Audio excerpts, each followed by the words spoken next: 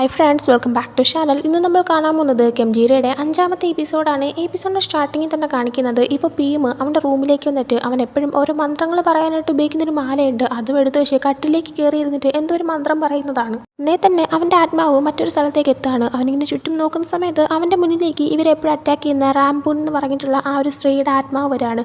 അവർ വന്നിട്ട് ഇവൻ്റെ അടുത്ത് നീയാണെന്താ ഇങ്ങോട്ടേക്ക് വന്നേക്കുന്നത്, എനിക്ക് പ്രശ്നം ഉണ്ടാക്കാനാണോ എന്ന് ചോദിക്കുമ്പോൾ, നീയായിട്ട് എന്നെ ഇങ്ങോട്ടേക്ക് വരുത്തിച്ചതാണ്, നീ വെറുതെ ആവശ്യമില്ലാതെ ഓരോ ആൾക്കാരെ കൊന്ന് നീ ഓരോ പാപങ്ങൾ ചെയ്തുകൊണ്ട് നിൽക്കുകയാണ്, നീ ഇതൊക്കെ നിർത്തുന്നതാണ് നല്ലതെന്ന് തിരിച്ച് പീമോ പറയുന്നുണ്ട്. എന്നാൽ അവളാണെങ്കിൽ എന്താ തെറ്റൊക്കെ ചെയ്തെന്ന് പറഞ്ഞിട്ട് എന്നെ നീ പേടിപ്പിക്കാന്നാണോ കരുതിയത് എന്ന് ചോദിച്ചിട്ട് അവൻ്റെ ദേഹത്തേക്ക് തൊടാനായി വരുന്നുണ്ട്. എന്നാൽ എന്തോ ഒരു ശക്തി കാരണം അവനവളെ തൊടാൻ പറ്റുന്നില്ല. അവനാണെങ്കിൽ മര്യാദയ്ക്ക് മാറിയെന്നോളം പറഞ്ഞിട്ട് അവിടെ നടന്നു പോവാണ്. എന്നാൽ പെട്ടെന്ന് അവൻ നിൽക്കുന്ന സ്ഥലത്ത് നിന്ന് താഴേക്ക് കുഴുങ്ങി പോകാനായി തുടങ്ങാണ്. പകുതിയോളം അവൻ കുഴുങ്ങി പോകുന്നുണ്ട്. അവനാണെങ്കിൽ അത് സ്വയം തടയാനായിട്ട് പറ്റുന്നില്ല. അവൻ്റെ ശക്തിയിൽ അവന് പിടിച്ചിരിക്കാനും പറ്റുന്നുണ്ടായിരുന്നില്ല. ആ സമയം റാംബുങ് വന്നിട്ട് അവൻ്റെ ചുറ്റും ഇങ്ങനെ നടന്നിട്ട് എന്താ എന്നെ തോപ്പിക്കാന്നാണോ കരുതിയത് എന്നിങ്ങനെ ചോദിച്ചിട്ട് എന്തോ ഒരു ശക്തി അവനിലേക്ക് അവൾ പ്രയോഗിക്കുന്നുണ്ട്. അവനും അവൻ്റെ ശക്തി പുറത്തേക്ക് എടുക്കുന്നുണ്ട്. എൻ്റെ ഒരു ഫോഴ്സിൽ പീമിൻ്റെ മൂക്കിൽ നിന്ന് ചോരയും വരുന്നുണ്ട്. എന്നാൽ അതൊന്നും അവൻ നോക്കുന്നുണ്ടായിരുന്നില്ല. എങ്ങനെയെങ്കിലും അവളുടെ അടുത്ത് നിന്ന് രക്ഷപ്പെടണം, കാരണം അവളുടെ ശക്തി ഭയങ്കര സ്ട്രോങ് ആയിരുന്നു. ആ സമയമാണ് പീമിൻ്റെ കൂടെ ഉണ്ടാവാറുള്ള 2 പിള്ളേരും അങ്ങോട്ടേക്ക് വരുന്നത്. അവരെ കാണുമ്പോൾ റാംബുങ് നിങ്ങളും വന്ന് നന്നായി, എന്തായാലും എല്ലാത്തിനെയും ഒരുമിച്ച് അങ്ങ് തീർത്തേക്കാന്നും പറഞ്ഞിട്ട് ആ പിള്ളേരെ 2 കഴുത്തിലേക്ക് ചെന്ന് പിടിക്കുകയാണ്. പിള്ളേരെ പോകും ഞങ്ങളെവിടെ എന്ന് പറഞ്ഞ് കരങ്ങി വിളിക്കുന്നുണ്ട്.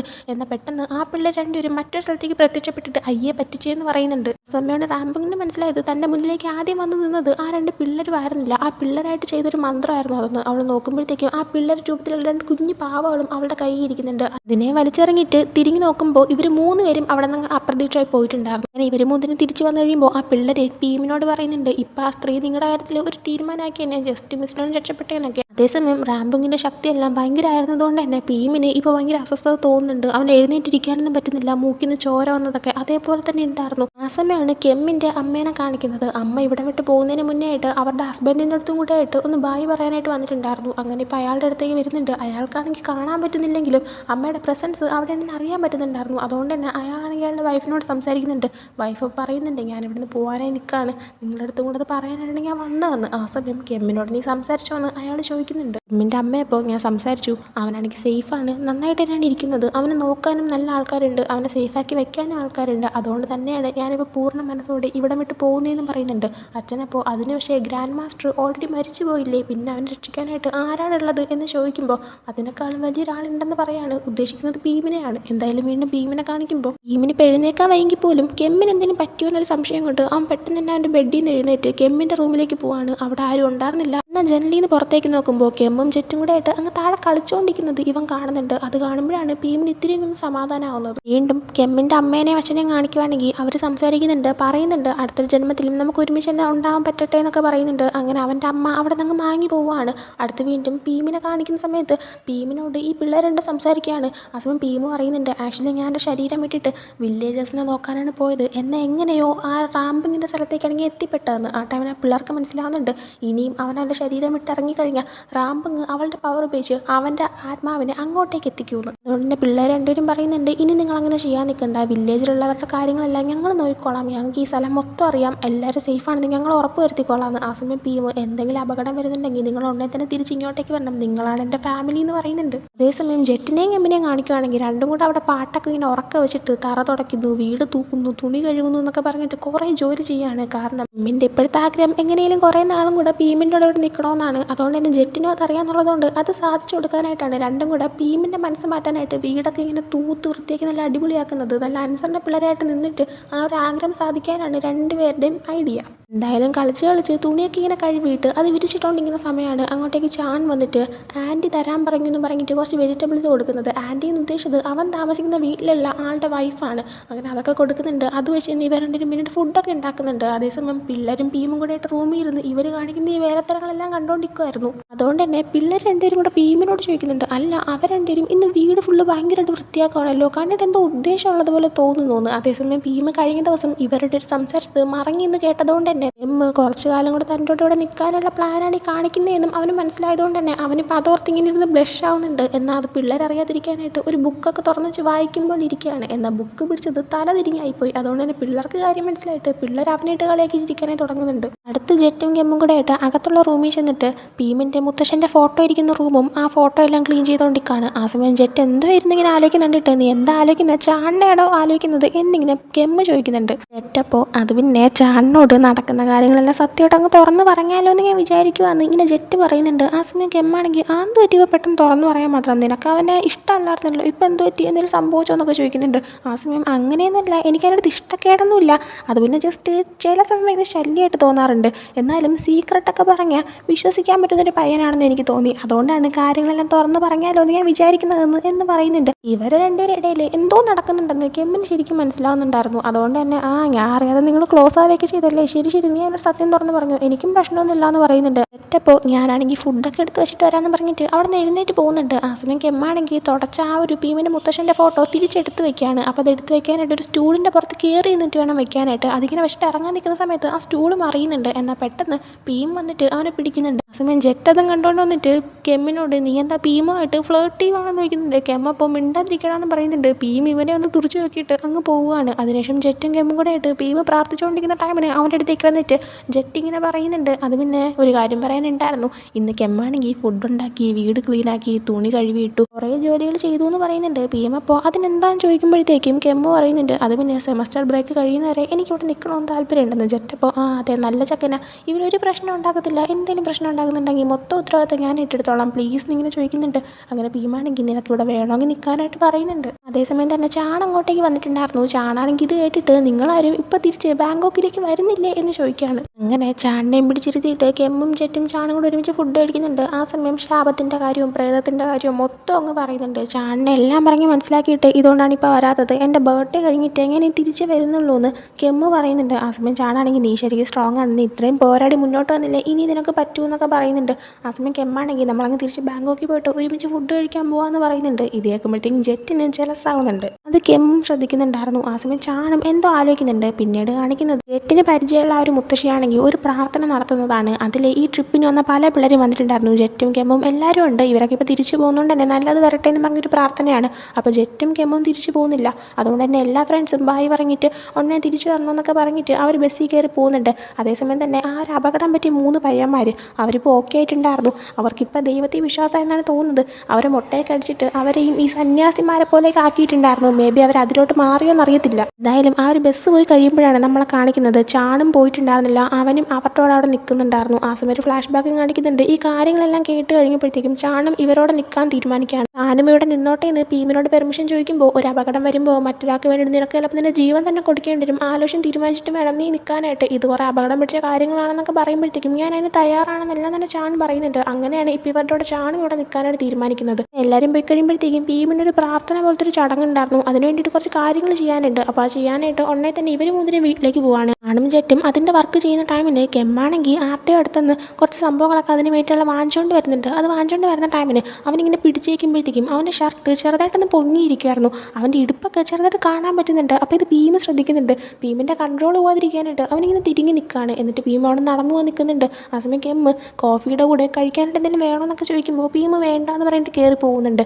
അങ്ങനെ ഇവരാണെങ്കിൽ ഇവരെ വർക്ക് കണ്ടിന്യൂ ചെയ്യാണ്. അതൊക്കെ കഴിയുമ്പോൾ അവിടെ ഉണ്ടായിരുന്ന പൂവും ഇലയൊക്കെ വെച്ചിട്ട് അവർ 2 രൂപങ്ങൾ പോലെ ഉണ്ടാക്കിയിട്ടുണ്ടായിരുന്നു. അവരങ്ങനെ വെയിറ്റ് ചെയ്തിരിക്കുമ്പോഴത്തേക്കും അവരുടെ അടുത്തേക്ക് ഭീമ് വരുന്നുണ്ട്. ഭീമ് വന്നിട്ട് പറയുന്നുണ്ട്, നിങ്ങളിവിടെ നിൽക്കുന്നുണ്ടെങ്കിൽ എൻ്റെ ശിഷ്യന്മാരാവണം, നിങ്ങൾക്ക് ഞാൻ കുറച്ച് മാജിക്കൊക്കെ പഠിപ്പിച്ചു തരാമെന്ന്. ആ സമയം ജെറ്റ് ഓൾറെഡി ഒരു ശിഷ്യനായതുകൊണ്ട് തന്നെ അവൻ ഇതിൽ പങ്കെടുക്കേണ്ട ആവശ്യമില്ല. അപ്പോൾ ഇനി ശിഷ്യന്മാരാകാൻ പോകുന്ന കെമ്മും ചാണും കൂടെ ആയിട്ട് ഉണ്ടാക്കി വെച്ചേക്കുന്ന രൂപങ്ങൾ ആദ്യം തന്നെ ഭീമിൻ്റെ കയ്യിലേക്ക് കൊടുക്കണം. അതിലൂടെയാണ് തുടങ്ങുന്നത്. അങ്ങനെ ഭീമിൻ്റെ കൊടുക്കാനായിട്ട് പോകുമ്പോഴത്തേക്കും ഭീമാണെങ്കിൽ ചാൺ മാത്രം ചെയ്താൽ മതി, നീ ചെയ്യേണ്ടെന്ന് പറയുന്നുണ്ട്. ആ സമയം കെമ്മ് അതെന്തുകൊണ്ടാണെന്ന് ചോദിക്കുമ്പോൾ ഭീം പറയുന്നുണ്ട്, അത് പിന്നെ എൻ്റെ ശിഷ്യന്മാരാവാൻ പോകുന്നവർ എന്നെ മാസ്റ്ററായിട്ട് മാത്രമേ കണക്കാക്കാൻ പാടുള്ളൂ, അല്ലാതെ വേറെ എന്തെങ്കിലും ചിന്തകളോ ലക്ഷ്യങ്ങളോ കൊണ്ട് ഒരിക്കലും മുന്നോട്ടേക്ക് വരരുത്, എങ്കിൽ നിന്നെ രക്ഷിക്കാനായിട്ട് പിന്നെ ആർക്കും പറ്റത്തില്ല എന്ന് പറയുന്നുണ്ട്. അങ്ങനെ അത് കേൾക്കുമ്പോഴത്തേക്കും കെമ്മാണെങ്കിൽ പിന്നെ ശിഷ്യനാവാൻ നിൽക്കുന്നില്ല, ആ സംഭവം എടുത്ത് കൊടുക്കുന്നില്ല, മാറിയിരിക്കുന്നുണ്ട്. അങ്ങനെ ചാണിൻ്റെ കയ്യിൽ നിന്ന് ആ സംഭവമൊക്കെ വാങ്ങുന്നുണ്ട്, പ്രാർത്ഥനകളൊക്കെ നടത്തുന്നുണ്ട്, ചാണിനെ ശിഷ്യനാക്കുന്നുണ്ട്.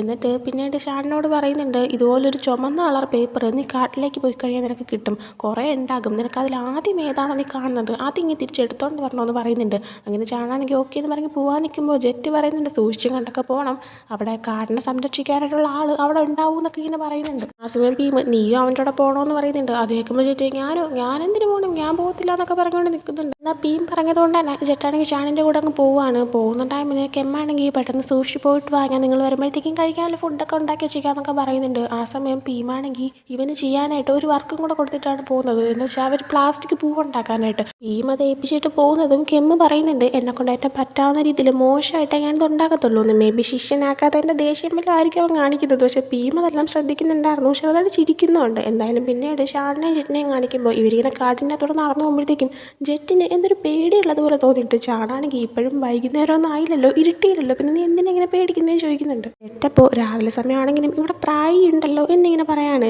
ആ സമയം ചാണാണെങ്കിൽ പ്രായിയോ അതാരാന്നിങ്ങനെ ചോദിക്കുന്നുണ്ട്. ജെറ്റപ്പോൾ പ്രായാണെങ്കിൽ ഈ കാട് സംരക്ഷിക്കുന്ന ആളാണെന്ന് ഇങ്ങനെ പറയാണ്. അങ്ങനെ അവർ വീണ്ടും ഇങ്ങനെ നടന്നു പോകുന്ന ടൈമിനാണെങ്കിൽ ആ ഒരു റെഡ് കളർ നോട്ട് ഇങ്ങനെ ഇരിക്കുന്നത് പോലെ ഒരിടത്ത് കാണുന്നുണ്ട്. പക്ഷെ അത് പോയി നോക്കുമ്പോഴത്തേക്കും അത് നോട്ടായിരുന്നല്ലോ, റെഡ് കളർ തുണി പോലത്തെ സംഭവമായിരുന്നു. അങ്ങനെ ചാണും ചുറ്റും പോകാനേ നിൽക്കുമ്പോഴാണ് ജെറ്റ് പെടുന്നൊരു സംഭവം കാണുന്നത്. അങ്ങനെ ഞെട്ടിയിട്ട് ചാണിൻ്റെ അടുത്ത് നിൻ്റെ പുറകിലോട്ട് നോക്കാനേ പറയുന്നുണ്ട്.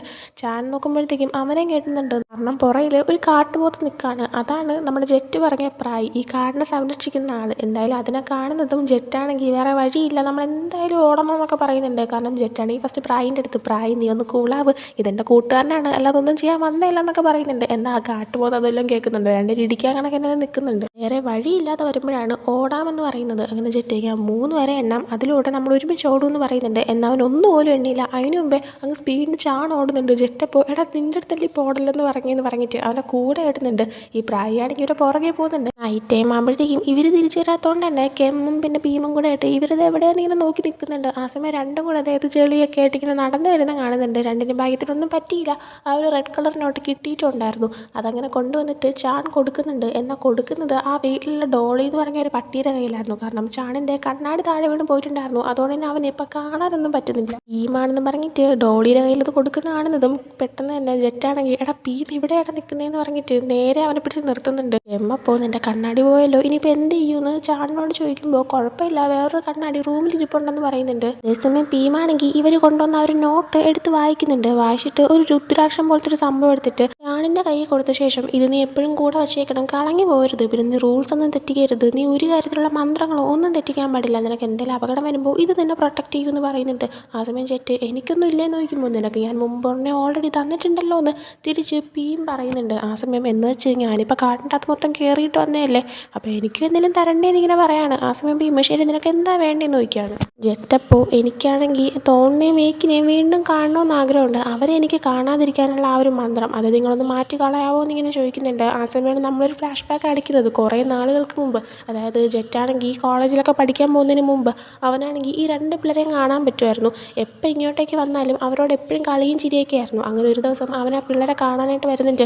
അവർക്ക് മുട്ടായൊക്കെ കൊടുത്തിട്ട് അവരോട് സംസാരിച്ചുകൊണ്ടിരിക്കുന്നുണ്ട്. എന്നാൽ അവന് ഭയങ്കര സങ്കടമാണ്. കാരണം അവൻ്റെ അച്ഛനാണെങ്കിൽ ഭീമിനോട് പറഞ്ഞായിരുന്നു നീയാണെങ്കിൽ ഒരു മന്ത്രം വയ്ക്കണം, അത് വെച്ചിട്ട് ഇനി ജെറ്റിനെ പിള്ളേരെ കാണാൻ പറ്റരുതെന്ന്. മേ ബി അവൻ എപ്പോഴും പിള്ളേരോട് ടൈം സ്പെൻഡ് ചെയ്യുന്നതുകൊണ്ടോ അങ്ങനെ എന്തെങ്കിലും റീസൺ കൊണ്ടായിരിക്കാം. അതുകൊണ്ട് തന്നെ ആ പിള്ളേരെ ഇനി അവൻ അവസാനമായിട്ടാണ് കാണാൻ പോകുന്നത്. അതുകൊണ്ട് തന്നെ അവനാണെങ്കിൽ അതൊക്കെ പറഞ്ഞ് വിഷമിക്കുന്നുണ്ട്. പിള്ളേരെ പോയി ഒരിക്കലും കാണാൻ പറ്റത്തില്ല എന്നൊക്കെ പറയുമ്പോൾ കുഴപ്പമില്ല, കാണാൻ പറ്റിയില്ലെങ്കിൽ നിങ്ങൾ എൻ്റെ അടുത്തുള്ളത് എനിക്ക് അറിയാൻ പറ്റുമെന്നൊക്കെ പറഞ്ഞിട്ട് ഹഗ് ചെയ്യുന്നുണ്ട്. അങ്ങനെ പ്രസൻറ്റിലേക്ക് വരുമ്പോൾ എനിക്കവരെ വീണ്ടും കാണണമെന്ന് ആഗ്രഹമുണ്ട്, ആ ഒരു മന്ത്രം മാറ്റി കളയാമെന്ന് ചോദിക്കുകയാണ്. ഭീമപ്പോൾ ഒന്ന് ആലോചിക്കുന്നുണ്ട്. നിൻ്റെ അച്ഛൻ അറിഞ്ഞ പ്രശ്നമാവുമെന്നും പറയുന്നുണ്ട്. ആ സമയം അതൊന്നും കുഴപ്പമില്ല, എൻ്റെ അച്ഛൻ്റെ അടുത്ത് ഞാൻ പറഞ്ഞ് മനസ്സിലാക്കിക്കോളാം, ഞാനിപ്പോൾ ഒരു വലിയ കുട്ടിയായില്ലേ, ഞാൻ പറഞ്ഞ് എൻ്റെ അച്ഛൻ മനസ്സിലാക്കുമെന്ന് ഇങ്ങനെ പറയുന്നുണ്ട്. അങ്ങനെ ജെറ്റിൻ്റെ ആഗ്രഹപ്രകാരം ഭീമാണെങ്കിൽ കുറച്ച് മന്ത്രങ്ങളൊക്കെ ചെയ്യുന്നുണ്ട്. എന്നിട്ട് ജെറ്റിൻ്റെ അടുത്ത് പതുക്കെ കണ്ണുകൾ തുറക്കാനായി പറയാണ്. അങ്ങനെ കണ്ണ് തുറക്കുമ്പോഴത്തേക്ക് പിള്ളേർ അവിടെ സൈഡിൽ നിൽക്കുന്നത് അവന് കാണാൻ പറ്റുന്നുണ്ട്. പിള്ളേർക്കും സന്തോഷമാവുന്നുണ്ട്, അവനും സന്തോഷമാവുന്നുണ്ട്. നല്ലതുപോലെ ഹഗ് ചെയ്ത് കുറച്ചേരം കളിച്ചുകൊണ്ട് നിൽക്കുന്നുണ്ട്. എന്നാൽ ഈ പിള്ളേരെ കെമ്മിനും ചാണിനും കാണാൻ പറ്റുന്നില്ല. അതുകൊണ്ട് തന്നെ ജെറ്റി ആക്ഷൻസ് കാണിക്കുമ്പോഴത്തേക്കും അവൻ ഒറ്റയ്ക്ക് കാണിക്കുന്ന പോലെയാണ് ഇവർക്ക് തോന്നുന്നത്. എമ്മ സമയം ചാണിന് പറഞ്ഞു കൊടുക്കുന്നുണ്ട് ഭീമിനെ സഹായിക്കാനായിട്ട് നിൽക്കുന്ന 2 കുഞ്ഞു പിള്ളേരുണ്ട്, അവരെയാണ് ഇപ്പോൾ ഇവർ സംസാരിച്ചുകൊണ്ട് നിൽക്കുകയും പിന്നെ ജെറ്റി ഇപ്പോൾ കളിച്ചുകൊണ്ടിരിക്കുന്നതെന്നൊക്കെ പറയുന്നുണ്ട്. ആ സമയം ചാൺ പറയാണ് എനിക്ക് ആ പിള്ളേരെ കാണാൻ പറ്റുന്നില്ല, എന്നാൽ ഒരു പ്രസൻസ് ഫീൽ ചെയ്യാൻ പറ്റുന്നുണ്ട്. പിന്നെ ജെറ്റ് ഇത്രയും ഹാപ്പി ആയിട്ടിരുന്ന് ചിരിക്കുന്നുണ്ടെങ്കിൽ മിക്കവാറും ആ പിള്ളേരെ കാണാൻ ഭയങ്കര ക്യൂട്ടായിരിക്കുമെന്നും പറയുന്നുണ്ട്. അതിനുശേഷം പിന്നീട് ഇവരെ 3 ഉറങ്ങാനായിട്ട് പോവാണ്. ഒരേ റൂമിൽ തന്നെയാണ് സ്റ്റേ ചെയ്യുന്നത്. അങ്ങനെ ബെഡൊക്കെ റെഡിയാക്കി ഇട്ടിരിക്കുന്ന ടൈമിന് എമ്മിനോട് ജെറ്റ് ചോദിക്കുന്നുണ്ട് എന്തുകൊണ്ടായിരിക്കും ഭീം നിന്നെ അവൻ്റെ ശിഷ്യനാവാനായിട്ട് സമ്മതിക്കാത്തതെന്ന്. ആ സമയം ചാണ് അത് തന്നെ എൻ്റെ സംശയം, എന്തുകൊണ്ടായിരിക്കും. ആദ്യം പറഞ്ഞു ഭീമാണെങ്കിൽ അതായത് എന്തെങ്കിലും മോശമായിട്ടുള്ള ചിന്തകളോ ലക്ഷ്യങ്ങളോ ഉണ്ടെങ്കിലൊക്കെ എൻ്റെ ശിഷ്യനാവാൻ പറ്റത്തില്ല എന്ന്. പക്ഷേ നിനക്കങ്ങനെയൊന്നും ഇല്ലല്ലോ, നീയാണെങ്കിൽ അവനങ്ങനെ ഉപദ്രവിക്കാനൊന്നും ശ്രമിക്കുന്നില്ലല്ലോ, പിന്നെ എന്താ കാര്യം എന്നൊക്കെ ചോദിക്കുന്നുണ്ട്. എമ്മ പറയുന്നുണ്ട് അത് പിന്നെ ഞാനാണെങ്കിൽ അവൻ്റെ ശിഷ്യനാവാനിരിക്കുന്നത് എനിക്ക് ആ ശാപത്തിൽ നിന്ന് രക്ഷപ്പെട്ടിട്ട് ജീവനോട് ഇരിക്കാൻ വേണ്ടിയിട്ടാണല്ലോ, അപ്പോൾ അതും വേറൊരു ലക്ഷ്യമാണല്ലോ, മേ ബി അതുകൊണ്ടായിരിക്കും എന്നും പറയുന്നുണ്ട്. ആ സമയം ശരിയാന്ന് അവർ പെട്ടെന്ന് ആലോചിക്കുന്നുണ്ട്. എന്നാൽ ചാൺ പറയുന്നുണ്ട്, പക്ഷേ ഞാനും നീ ആ ശാപത്തിൽ നിന്ന് രക്ഷപ്പെടാൻ വേണ്ടിയിട്ടല്ലേ ഇവിടെ നിൽക്കുന്നതും അവൻ്റെ ശിഷ്യനായതൊക്കെ. അപ്പോൾ ഞാനും വേറെ ആവശ്യത്തിന് വേണ്ടിയിട്ടല്ലേ ഇങ്ങനെ ശിഷ്യനാവുന്നത്. അപ്പം ഞാനും ചെയ്യുന്നതൊരു തെറ്റല്ലേ, അപ്പം ഞാനും ശിഷ്യനാവാൻ പാടില്ലല്ലോ, പിന്നെ നിന്നെ മാത്രം എന്തുകൊണ്ടാക്കിയില്ല എന്നിങ്ങനെ ചോദിക്കുന്നുണ്ട്. അപ്പോൾ എനിക്കറിയത്തില്ല എന്നൊക്കെ പറഞ്ഞിട്ട് പതുങ്ങി കളിക്കുന്നുണ്ട്. എന്നാൽ ജെറ്റിന് എവിടേക്കോ എന്തൊക്കെ കാര്യങ്ങൾ മനസ്സിലാവുന്നുണ്ടായിരുന്നു. അതുകൊണ്ട് ജെറ്റ് മര്യാദയ്ക്ക് സത്യം പറയാനായിട്ട് പറയുന്നുണ്ട്. അങ്ങനെ കെമ്മാണെങ്കിൽ അവൻ്റെയും ഭീമിൻ്റെയും കഴിഞ്ഞ ജന്മവും പവാത്തിൻ്റെയും കെമ്മയുടെ സ്റ്റോറി എല്ലാം പറഞ്ഞു കൊടുക്കുന്നുണ്ട്. അതെല്ലാം കേട്ട് കഴിയുമ്പോഴത്തേക്കും ജെറ്റ്, എൻ്റെ ദൈവമേ എന്ത് അടിപൊളി സ്റ്റോറിയാണ്, ഞാനൊരു സിനിമയിലിരിക്കുന്ന പോലെ എനിക്ക് തോന്നുന്നത്. അപ്പം സത്യം പറയാൻ നിനക്കിപ്പോൾ അവൻ ഇഷ്ടമാണെന്നൊക്കെ ചോദിക്കുന്നുണ്ട്. ആ സമയം എനിക്കിഷ്ടമൊന്നുമില്ല, കഴിഞ്ഞ ജന്മത്തിൽ ഞങ്ങൾ ഒരുമിച്ചായിരുന്നു, എന്നാൽ ഈ ജന്മത്തിൽ ഞങ്ങൾ തമ്മിൽ അങ്ങനെ ഒന്നുമില്ല എന്ന് പറയുന്നുണ്ട്. എന്നാൽ ജെറ്റ് പറയുന്നുണ്ടെങ്കിൽ അതിൻ്റെ കൂട്ടുകാരനല്ലേ, വർഷങ്ങളായി നിന്നെ കാണുകയല്ലേ, എന്തുണ്ടല്ലോ എനിക്ക് മനസ്സിലാക്കാൻ പറ്റും, മര്യാദയ്ക്ക് സത്യം പറയാനായിട്ട് പറയുന്നുണ്ട്. അങ്ങനെ കെമ്മ സമ്മതിച്ചു കൊടുക്കുന്നുണ്ട് തനിക്ക് ഭീമിന് ഇഷ്ടമാണെന്നുള്ള കാര്യം. അത് കേൾക്കുമ്പോഴത്തേക്കും ജെറ്റിനും ചാണിനും ഇൻട്രസ്റ്റ് കൂടുകയാണ്, ഇവരെ എങ്ങനെയും സെറ്റാക്കണം എന്നുള്ളൊരു ഇതും വരുന്നുണ്ട്. എന്നാൽ കെമ്മ പറയുന്നുണ്ട് നടക്കും തോന്നില്ല എന്ന്. ചാണും അപ്പോൾ അത് ആക്ച്വലി ശരിയാണ്, കാരണം ഭീമിന് കുറേ ഡ്യൂട്ടീസൊക്കെ ഉള്ളതല്ലേ, അപ്പോൾ അവനാണെങ്കിൽ അതിൻ്റേതായ രീതിയിലല്ലേ നിൽക്കത്തുള്ളൂ, നീയുമായിട്ട് ക്ലോസ് ആവാൻ വരാൻ ചാൻസ് ഇല്ലാന്ന്. എന്തായാലും അതൊക്കെ സംസാരിച്ച് കഴിയുമ്പോഴത്തേക്കും ഇവർ മൂന്നേരം കിടന്ന് ഉറങ്ങുന്നുണ്ട്. ആ സമയം ഭീമാണെങ്കിൽ അവരുടെ റൂമിനകത്ത് കയറി വരികയാണ്. ഇവർ മൂന്നേരം ഉറക്കത്തിൽ നിന്ന് എഴുന്നേക്കാതിരിക്കാനായിട്ട് അവനൊരു മന്ത്രം പ്രയോഗിക്കുന്നുണ്ട്. എന്നിട്ട് കെമ്മിൻ്റെ അടുത്തേക്ക് ചെന്നിരിക്കുകയാണ്. രാവിലെ തന്നെ ഒത്തിരി കാര്യങ്ങളൊക്കെ ചെയ്തിട്ട് കെമ്മിൻ്റെ കൈ മുറിഞ്ഞിട്ടുണ്ടായിരുന്നു, അവൻ കുറേ ബാൻഡേജും ഒട്ടിച്ചിട്ടുണ്ടായിരുന്നു. അങ്ങനെ ഇപ്പോൾ ഭീം അതെല്ലാം റിമൂവ് ചെയ്തിട്ട് മരുന്നൊക്കെ വെച്ച് കൊടുത്തിട്ട് പുതിയ ബാൻഡേജ് ഒട്ടിച്ച് കൊടുക്കുന്നുണ്ട്. എന്നിട്ട് ആ റൂമിൽ നിന്ന് പുറത്തേക്ക് പോകുന്ന ടൈമിന് അവൻ പ്രയോഗിച്ച ഒരു മന്ത്രം മാറ്റുന്നുണ്ട്. ആ സമയം കെമ്മ് ഉറക്കം എഴുന്നേൽക്കുന്നുണ്ട്. നോക്കുമ്പോഴത്തേക്കും അവൻ്റെ കയ്യിൽ എന്തോ മാറ്റമുള്ളത് പോലെ അവന് തോന്നുന്നുണ്ട്. നോക്കുമ്പോഴത്തേക്കും അവൻ നേരത്തെ ഒട്ടിച്ചിരുന്ന ബാൻഡേജ് അവിടെ സൈഡിൽ ഇരിക്കുന്നതും കാണുന്നുണ്ട്. അങ്ങനെ മനസ്സിലായി ആരോ അവന് മാറ്റി ഒട്ടിച്ച് കൊടുത്തു എന്ന്. സംശയം വന്നിട്ട് അവൻ ചെന്ന് ഡോർ ഓപ്പൺ ആക്കി നോക്കുമ്പോൾ ഭീം നടന്നു പോകുന്നതും അവൻ കണ്ടായിരുന്നു. അങ്ങനെ ഭീമാണ് തനിക്ക് വേണ്ടി ഇത്രയും ചെയ്തു തന്നത് എന്ന് മനസ്സിലാക്കുമ്പോഴത്തേക്കും അവൻ സന്തോഷിക്കുന്നുണ്ട്. അടുത്ത ദിവസം ജെറ്റിന് പരിചയമുള്ള ഒരു മുത്തശ്ശിക്ക് വേണ്ടിയിട്ട് ഇവർ ഫുഡെല്ലാം ഉണ്ടാക്കിയിട്ട് കൊടുക്കാനായിട്ട് പോകാൻ നിൽക്കുമായിരുന്നു. ആ ഒരു ടൈമിന് കെമ്മിൻ്റെ കയ്യിൽ ആ ബാൻഡേജിനെ പറ്റിയിട്ട് ഇവർ സംസാരിക്കുന്നുണ്ട്. അപ്പോൾ കെമ്മാണെങ്കിൽ ഭീമാണ് തനിക്ക് അത് മാറ്റി കൊടുത്തതൊന്നും പറയുന്നില്ല. പക്ഷേ ഭീം അവിടെ ഇരിക്കുന്നുണ്ട് തന്നെ ഭീമിനൊന്നും നോക്കുന്നുണ്ട്. സംശയം വന്നിട്ട് ജെറ്റും ചാണും കൂടെ ഭീമിനെ നോക്കുന്നുണ്ട്.